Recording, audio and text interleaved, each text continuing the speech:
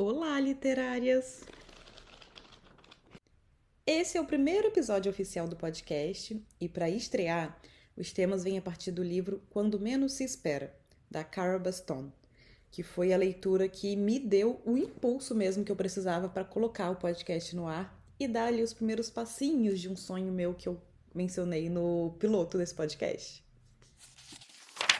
A história tem como protagonista a Ivy, que numa noite, após uma comemoração com seus dois grandes amigos, conhece um cara, sai com ele e fica grávida.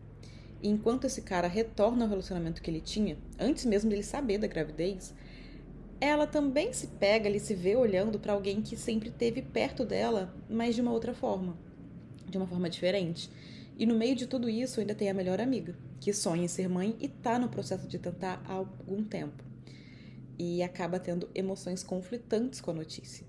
Então, não bastasse toda a confusão e as novas emoções caóticas, a Ivy tem que tomar uma decisão no trabalho também, que é lutar pelo que ela sempre quis, né, e que foi adiando, adiando, adiando, ou permanecer em um local de suposto conforto, que ela já está há algum tempo.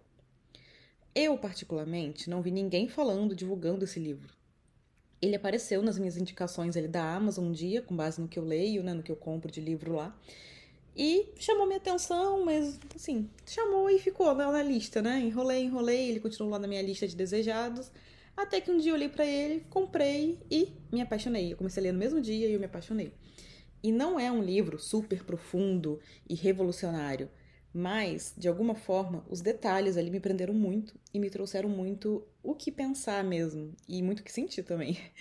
E ainda me fizeram colocar em ação, especialmente no ponto de ir de verdade na direção, né, que meu coração pede profissionalmente. Então, eu me vi ali muito no que ela falou de, tá, eu tô fazendo isso, mas eu quero outra coisa. E é a segunda vez que eu me vejo nesse ponto, inclusive, assim, de tá querendo outra coisa, né, mas continuar ali porque ali tá meio confortável, ali tá tem uma estabilidade, uma noção de estabilidade. Então, esse livro me fez dar um passo adiante, né? E, inclusive, esse podcast é uma parte disso, né? Uma parte inicial disso. Mas, olha, se gravidez for um tema sensível pra você, eu não recomendo a leitura, tá? Aí, realmente, ela até fala disso no início, se eu não me engano, agora eu não tenho muita certeza, mas eu acho que esse é um dos pontos que ela traz, inclusive, de alerta, né? De que pode ser gatilho pra quem tem uma sensibilidade com isso, tá passando por uma situação envolvendo gravidez, enfim. Então, vamos lá.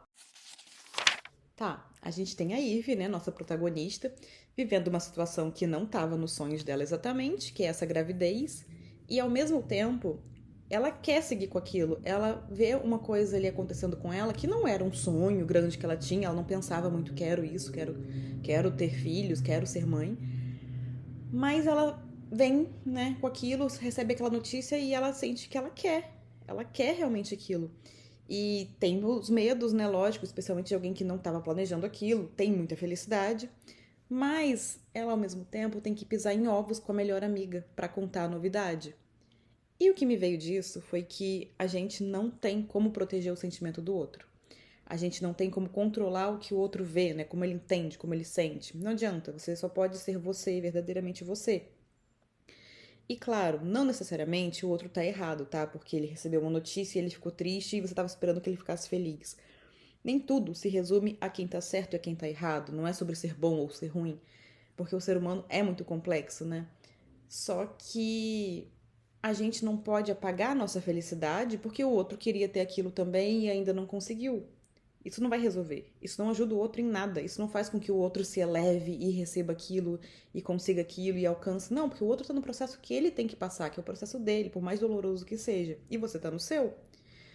E isso, né, você anular isso, anular sua felicidade, fingir que você não tá bem, ignorar o que você tá sentindo para que o outro se sinta confortável, ainda tira de você o seu direito de ser feliz. E o direito do outro, inclusive, de lidar com aquilo. O direito do outro de amadurecer a partir daquilo, de crescer, de olhar para o próprio sentir, né, para as próprias coisas que tá passando ali, para os próprios processos, e encarar aquilo. Então, não adianta você querer proteger e pisar em ovos para falar alguma coisa quando isso está fazendo você anular partes de quem você é, né? Deletar partes de você. Só que tem também um contraponto no caso do livro, né? Olhando para a personagem ali que tá do outro lado da situação, que é a melhor amiga. ao não encarar as emoções que ela vinha sentindo, né? Ao não lidar com isso, ela acabou jogando tudo para baixo do tapete. Ela escondeu os próprios desafios dela mesma, os próprios medos que ela tinha, né? E isso pode acabar colocando a felicidade do outro como um problema. Então, quando ela vê alguém que ela ama, mesmo que ela ame muito essa pessoa, conseguindo algo que ela queria também e que ela tá no processo ainda, isso dói nela. E claro, também dá a questão da inveja, que a gente pode falar que coisa feia, tudo, mas não é. A inveja é uma emoção natural. Então, você sente isso em algum momento da sua vida, né? E ela pode sentir isso, a pessoa pode sentir isso quando vê o outro conseguindo. Mas aí cabe a ela lidar com aquela emoção, né? Então, e pensar, tá, eu tô sentindo inveja. E admitir aquilo pra ela mesma, principalmente pra ela mesma, né? Admitir aquilo, que é a partir disso que ela vai conseguir lidar e falar, tá, eu tô com inveja, mas eu amo essa pessoa e ao mesmo tempo eu tô feliz, porque ela tá feliz, né? E eu quero isso pra ela também, se é o que ela quer. E eu vou continuar correndo atrás do meu, né? Porque eu tô passando pelo meu processo. E claro, é uma coisa desafiadora, né? Não é algo simples como a gente falando. Na prática é uma coisa complicada, desafiadora. Mas que diminui o potencial do desafio ali quando você encara, né? Quando você lida. Então, não é que seja algo intencional, né? Não é que ela coloque o problema da amiga como. O problema não, né? Ela coloca como um problema por, de forma intencional, porque ela quer fazer aquilo, ela quer que a amiga se sinta mal. Não. Vem das emoções dela não lidadas. Ela não lidou com o que ela tá sentindo e acaba agindo automaticamente. Então acaba suando assim também pra outra, né? E isso não faz bem nem mesmo pra quem sente. Mas tá ali, especialmente enquanto não se admite o que você tá sentindo e enquanto você não encara isso, enquanto você não fala sobre isso. E ali elas vão pisando em ovos, né? E não falando diretamente. Tem aquele elefante ali na sala, né? E ninguém fala sobre aquilo ali, sobre o que tá acontecendo, sobre o que elas estão percebendo uma da outra. E isso vai causando um distanciamento. Quanto mais você tem que anular quem você é e quanto mais você vê a felicidade do outro como um problema, vocês acabam criando um buraco ali naquela relação, né? E vai cada uma caminhando para um lado, distante, sem mencionar aquilo. Então, por isso que o diálogo é tão importante, né? Por isso que é tão importante você sentir e admitir o que você sente, lidar com isso e conversar e abrir uma conversa, um diálogo com o outro de fato. Tem um trecho que é uma fala dessa pessoa que sempre esteve ali com a Ivy, que diz muito sobre isso, de encarar as emoções, inclusive. Ele fala assim dela. E aí, depois de ouvir algo difícil assim, a Ivy chorou em vez de fingir que estava bem. Pra mim deu tudo certo. Ela foi ótima, mais que ótima. Em resumo, né, e sem dar spoiler nenhum aqui, era uma situação em que a Ivy se sentia um fracasso por ter chorado, por não ter conseguido agir como um robô, né? Basicamente, falando tudo sem choro.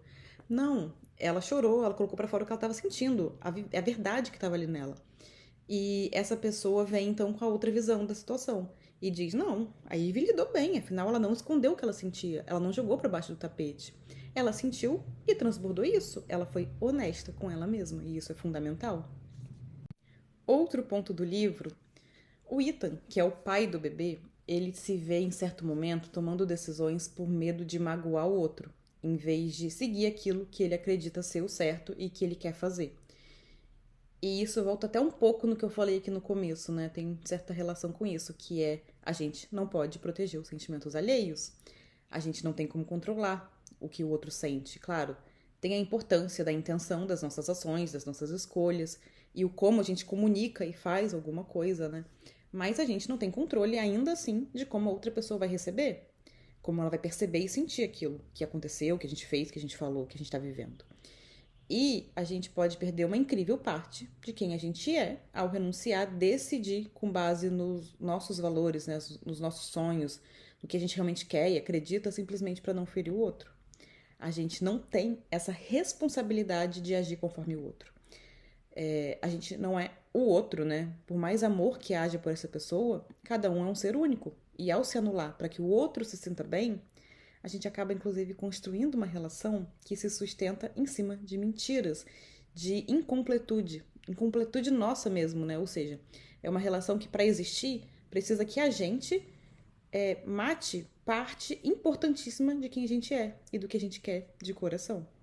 E se você é mãe também, tem um trecho que vai te tocar com tudo. O bom comigo foi assim, né? É uma amiga inesperada que a Ivy faz ao longo de toda a história ali.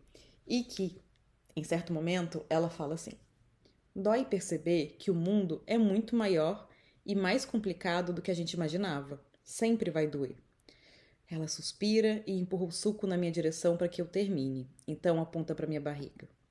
Tudo o que você pode fazer é estar presente e limpar o rosto do seu filho e tentar e aprender com seus erros. E aí, uma vez por ano, há um dia totalmente perfeito, em que você compra botas que sabe que vão manter os 10 dedinhos perfeitos deles quentes e secos. E isso é bom. É o melhor de tudo. A gente, nós mães, né? E eu arrisco dizer aqui no plural, assim, porque é o que eu vejo muito presente nas mães que eu troco também, que eu converso. A gente tende a se cobrar demais, mas a gente também tá aprendendo dia após dia a ser mãe. Também é algo novo pra gente, né? Também é algo que é construído no processo, não algo que a gente, aprendi, tá pronto, agora eu sou mãe. A gente vai aprendendo na prática, dia a dia. E tudo que a gente pode fazer é estar ali, inteira, presente, buscando de fato fazer o melhor diante do que a gente sabe ali, né? Do que a gente busca aprender e tal. E buscar fazer com amor, com afeto.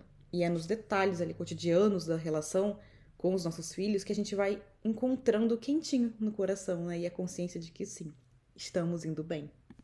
E para finalizar, tem um outro trechinho também que me pegou bem assim, que também é para mãe, né? Também fala sobre essa questão da maternidade, que é assim: já ouvi outros pais falando assim, que os filhos são tipo seu coração andando fora do corpo. Para mim, pelo menos, isso não se aplicou só aos meus filhos. A maternidade mudou a minha visão de mundo. Comecei a reparar nas outras crianças, nas que brincavam com a minha mais velha no parquinho, vendo os adultos que as empurravam no balanço, e eu percebia que cada uma delas era o coração inteiro de outra pessoa. Aí, tive a mesma percepção no ensino fundamental e no ensino médio, e com pessoas de meia idade e mais velhas também. Depois que comecei a reparar nesse padrão, passei a ver o tempo inteiro todas aquelas pessoas amando todas as outras. Bem, a maternidade muda, né? Nosso olhar para tudo. Quem é mãe deve ter tido essa mudança assim brusca em como a gente vê tudo. É uma coisa que a gente demora a entender, apesar de ser uma coisa que parece que vem muito rápido, mas a gente também demora a entender nesse processo, né? Enquanto a gente tá ali no começo da maternidade e a gente vai vendo que tanta coisa mudou pra gente. A gente passa a perceber a vida de outra forma, a gente começa a perceber muito mais a passagem do tempo e a importância das pessoas nas nossas vidas, das relações, e como todo mundo ali, né, tem uma vida, outras pessoas perto também, outras pessoas que ela ama, outras pessoas que a amam. Então, o mundo é isso, né? São relações. E o olhar sobre tudo isso muda muito. E a gente fica por aqui. Eu espero que você tenha gostado desse formato de comentar, né, os livros, porque é uma coisa que eu sentia muito de fazer e eu não sabia como, até que eu encaixei com o podcast. Eu falei, é isso. É assim que eu quero fazer. Não é em vídeo, não é em outra rede, é aqui.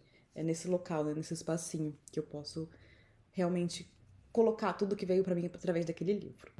E o próximo episódio sai na quinta-feira da semana que vem, 17 horas no horário de Brasília, nosso dia e hora oficial de novos episódios. O que não impede que tenham alguns episódios extras ali na semana, de tempos em tempos, né? Quando eu senti urgência de falar sobre o livro lido, né? Você que é leitora também sabe que tem hora que a gente precisa achar alguém para falar sobre aquele livro, sobre o que aquilo trouxe pra gente. Então, quando vier um livro assim, vai ter episódio extra também. Mas, no geral, é isso. Toda quinta-feira, 17 horas no horário de Brasília, eu te encontro aqui pra gente conversar sobre algum livro que despertou muitas ideias e muitos insights. Até a semana que vem.